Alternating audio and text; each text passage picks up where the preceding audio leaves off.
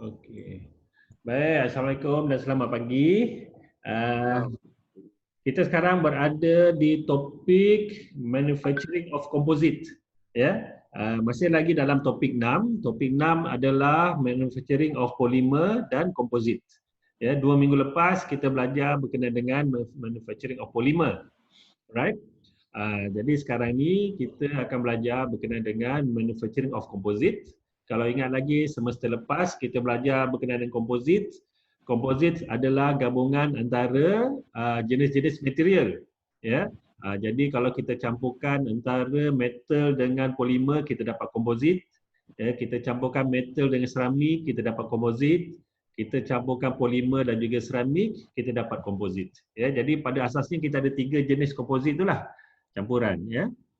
Komposit yang paling popular sekali ialah polymer metric composite lah, ya, PMC ni, polymer metric composite.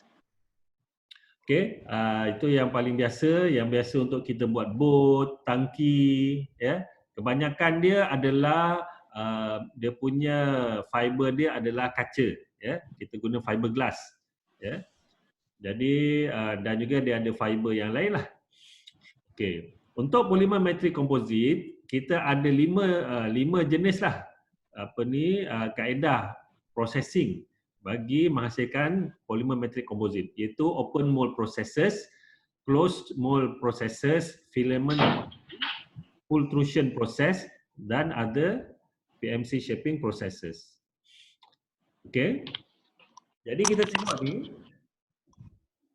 untuk open mold process ni biasanya dia adalah manual, ya. Jadi dia kurang penggunaan mesin lah. Ya, dia adalah manual production.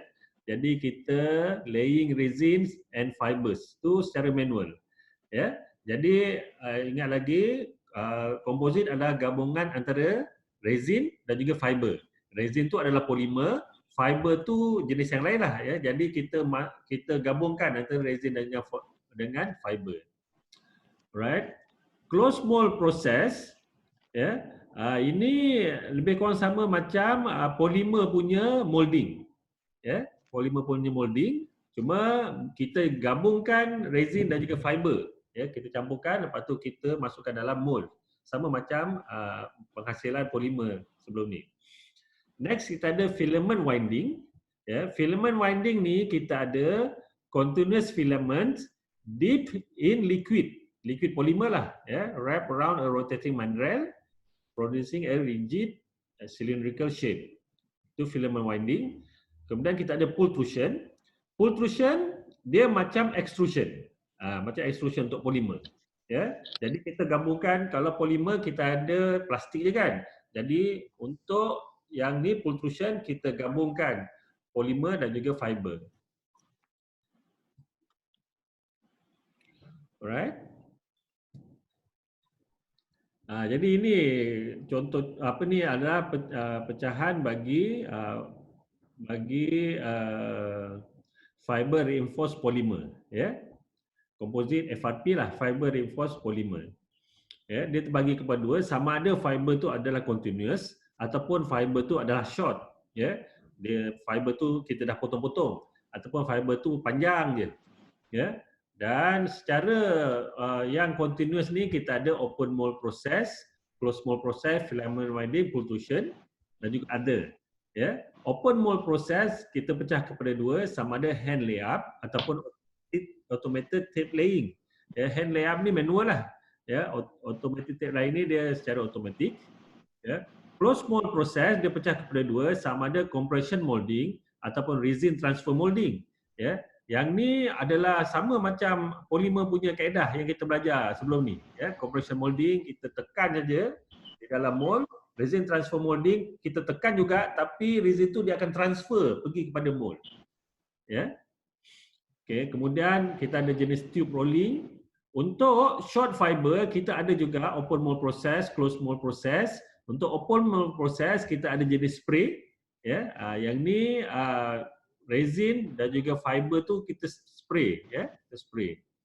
Ya, jadi sebab fiber tu kita dah potong-potong, kita campurkan dalam plastik itu, dalam liquid, kita spray je ke atas mold. Ya, kita ada juga compression molding, transfer molding dan injection molding.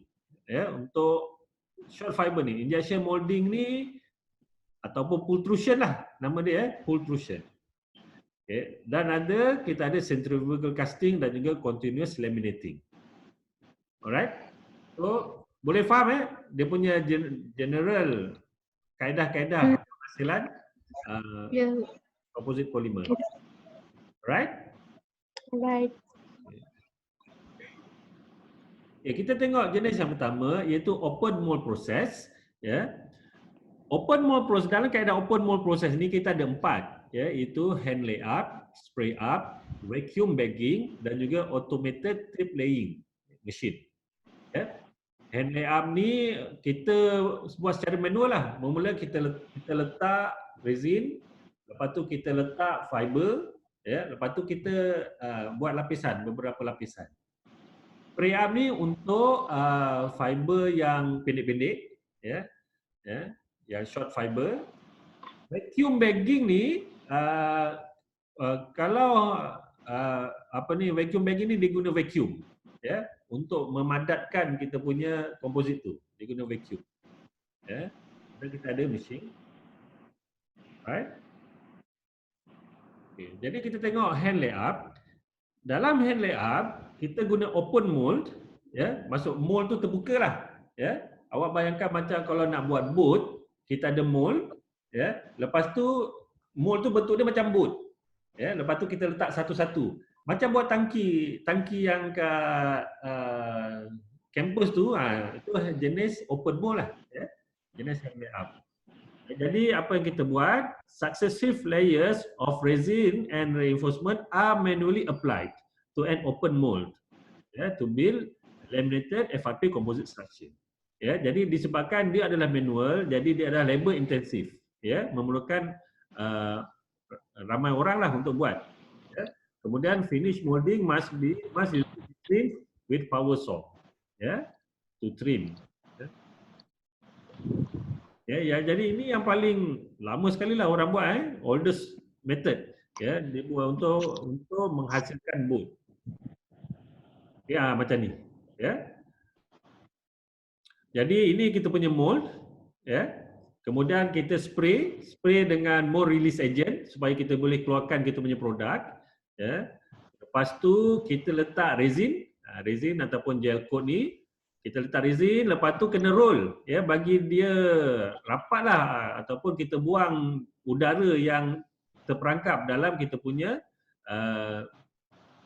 komposit tu, ya. Jadi kita buat lapisan demi lapisan, ya. Mula kita letak resin, lepas tu kita letak fiber, lepas tu kita roll. Ya. Dah selesai, kita dah dapatlah ketebalan yang kita nak. Lepas tu kita curekan dia, ya. Kita curekan dia, maksudnya kita panaskan dia, right? Supaya dia jadi keras, lepas tu kita keluarkan kita punya produk. Boleh faham, ya? Okey. Awesome. Okay. Jadi banyaklah produk-produk yang dihasilkan menggunakan kaedah hand lay up ni lah. Okey, kita tengok yang kedua. Yang kedua adalah spray up. Spray up method ni adalah untuk fiber yang pendek, ya, fiber yang dah kita potong-potong. Yang tadi hand lay up adalah untuk continuous. Ya. Jadi dalam kaedah ni liquid resin dan juga chalk fiber kita spray ke atas mold. Ya, macam tu. Ya. Dan kaedah dia sama macam hand lay up tadilah. Ya. Jadi kita rollkan dia, lepas tu kita cure, kita panaskan, lepas tu kita terhasillah kita punya produk. Macam ni. Ya, bila dia spray sekali dengan resin dan juga kita punya fiber. Ya. Arif, ada apa masalah Arif? Ada bunyi daripada Arif ni, bunyi angin. Okey. Okey, yang ketiga adalah closed mold process. Ya, jadi closed mold process ni adalah, jadi dia ada dua mold lah, dua mold kita tekan. Ya. Jadi ada dua mold that open at each molding cycle. Ya. Dia punya advantage, good finish, higher production rates, closer control of tolerance, more complex, three-dimensional product. Ya. Jadi dalam kaedah closed mold process kita ada 3, iaitu compression molding, transfer molding dan juga injection molding. Ya. 3-3 ni kita dah belajar dalam polimer punya processing. Ya. Benda yang sama. Macam polimer punya processing, cuma untuk yang ni kita punya polimer tu dah bercampur dengan fiber. Ya, jadi kaedah yang sama awak boleh tengoklah dalam polimer punya kaedah. Jadi macam ni. Ya, yang ni compression molding. Sama macam kita punya polimer punya processing. Ya, kita punya charge yang terdiri daripada resin dan juga fiber dan ditekan. Ya, jadi terhasillah kita punya produk. Ya, transfer molding pun sama. Ya, jadi transfer molding, kalau ingat lagi untuk polimer, dia akan tekan, lepas tu bila kita tekan, dia akan transfer pergi kepada mold. Sebab tu dipanggil transfer molding. Kita ada laluan, kita ada screw kat sini. Ya, lepas tu dipanggil transfer molding. Okay. Injection molding, kita combine fiber dengan polimer untuk masuk ke dalam kita punya mesin injection molding tu. Ya. Jadi ada 2, sama ada kita guna conventional injection molding ataupun reinforced reaction injection molding. Ya. Jadi macam ni, kita punya campuran antara resin dan juga fiber kat sini. Ya. Jadi dia akan masuk, skru akan bergerak, ya, akan mencampurkan benda tu dan kita masukkan ke dalam kita punya mold. Ya. Right. Jadi kalau conventional injection molding, dia adalah untuk termoplastik dan juga termoset, ya. Jadi dia guna chopped fiber, ya, chopped fiber. Okay. Next kita ada filament winding, ya. Filament winding ni kita tengok gambar macam ni, ya. Ini adalah kita punya filament, ya, continuous. Masukkan ke dalam resin, dia akan lalu ke dalam resin. Jadi ini dah jadi resin dah. Ya, ini dah jadi polimer lah. Ya. Fiber bercampur dengan resin, dia akan masuk ke dalam kita punya rotating mandrel. Ya, rotating mandrel. Ini akan terhasil lah kita punya komposit kita. Komposit kita terhasil bentuk bulat lah, bentuk bulat. Ya. Jadi yang berputar ni, mandrel ni, dia adalah akan ikut bentuk, ya, dia macam mold lah, tapi dia kena bulat lah, ya, dia kena cylindrical. Right? Itu filament winding. Jadi resin impregnated continuous fibers are wrapped around a mandrel that has the internal shape of the desired FRP product. Ya. Bila mandrel to remove, dia akan terhasillah bentuk yang kita nak. Okay. Ni filament winding nama dia. Alright. Jadi dia punya mandrel ni, dia bentuk adalah bentuk internal kepada produk kita. Jadi bila mandrel tu kita buang, ya, terhasil kita punya produk. Okay. Okay. Kemudian kita ada pultrusion. Ya, pultrusion ni dia sama macam extrusion. Ya, extrusion. Ingat lagi extrusion tu kita tolak kita punya material tu melalui kita punya die. Jadi dia akan ikut je bentuk die, dia punya cross section. Jadi polimer komposit ni kaedah yang sama, cuma nama dia kita tukar jadi pultrusion. Ya.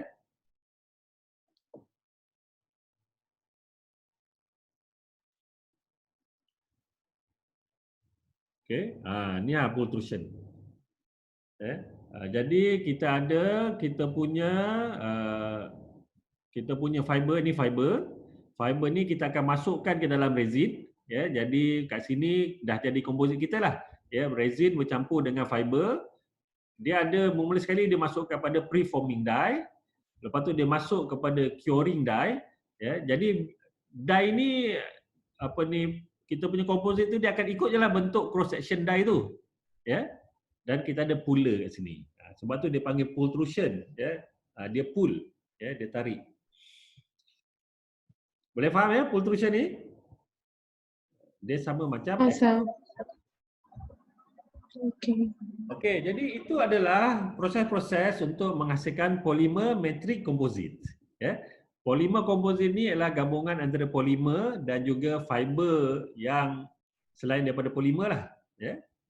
Next kita tengok metal metrik komposit. Ya, iaitu dia punya bahan utama adalah metal, kita campurkan yang lain-lain. Ya, kita campurkan polimer ke ataupun kita campurkan seramik. Untuk metal metrik komposit. Ya. Jadi metal metrik komposit kita ada memula kaedah solid state, ya. Okey, kejap lagi 10 minit lagi masa dah tamat ya. Jadi nanti bila tamat masuk balik. Okey. Okey sir. Jadi kita ada solid state iaitu dia starting point dia semuanya adalah solid, ya. Untuk metal metrik komposit. Okey. Jadi dalam kaedah solid state ni kita gunakan konsep diffusion bonding, ya. Iaitu kita rapatkan kita punya metal tu, ya. Kemudian dia akan bond akibat daripada diffusion, resapan. Right? Kita panggil dia diffusion bonding. Ya. Jadi dalam kaedah ni sebagai contoh kita guna kaedah roll bonding, ya. Kita dua jenis material tu, metal dan juga benda yang lain tu kita roll, lakukan rolling, ya. Jadi dia menghasilkan bonding. Contoh macam ni, ya. Kita ada kita punya material komposit kat sini. Komposit kita terdiri daripada metal foil, lepas tu fiber, ya. Fiber ni material yang lain lah, contohnya polimer ke kan, ya. Dalam bentuk selang-seli macam ni, lapisan. Lepas tu kita tekan. Kita tekan, dia akan menghasilkan bonding. Ya, jadi bonding ni kita panggil diffusion bonding. Okey. Kemudian kita ada sintering. Ya, sintering ni juga adalah solid state punya processing. Ya, di mana kita ada dua jenis material, ya, metal dan juga material yang lain. Kita rapatkan dan kita panaskan. Ya. Jadi dalam sintering ni dia melibatkan pemanasan. Kalau tadi diffusion bonding kita padatkan je. Jadi melibatkan pemanasan, ya. Jadi sintering ni adalah consolidation of powder granules, ya. Jadi dia bermula dengan powder menggunakan heating, pemanasan. Ya. To heating to high temperature just below the melting point. Ya. Jadi kita panaskan tapi tak sampai takat lebur dia, ya. Ya. Jadi the separate particle diffused neighboring powder particles. Ya. Okey, itu adalah sintering. Macam ni sintering. Ya. Jadi kita ada kita punya powder tadi kan. Ya. Jadi bila kita panaskan, dia akan bergabung antara satu sama lain. Ya, menghasilkan kita punya produk ni. Ya, ini kita panggil sintering. Ya. Jadi sintering ni kita boleh combine dengan kaedah deformation operation yang lain. Jadi kita boleh dapat contohnya hot pressing fabrication, hot isostatic pressing fabrication dan hot powder extrusion fabrication. Ya, ini adalah combination antara proses operation yang lain dan juga sintering nama dia. Alright. Sebagai contoh yang ni adalah hot pressing fabrication.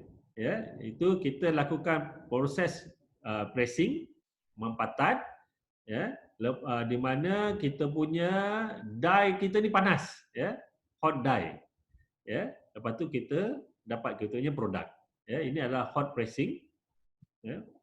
Kita ada juga hot isostatic pressing, HIP. Hot isostatic pressing ni bezanya dengan tadi ialah dia punya pressure dia adalah keseluruhan, ya. Dia punya tekanannya daripada seluruh arah. Kalau macam tadi, ya, kita tekan daripada atas bawah je kan, ya. Kalau HIP ni, hot isostatic pressing ni kita tekan semua arah, ya. Dan juga kita panaskan. Okey.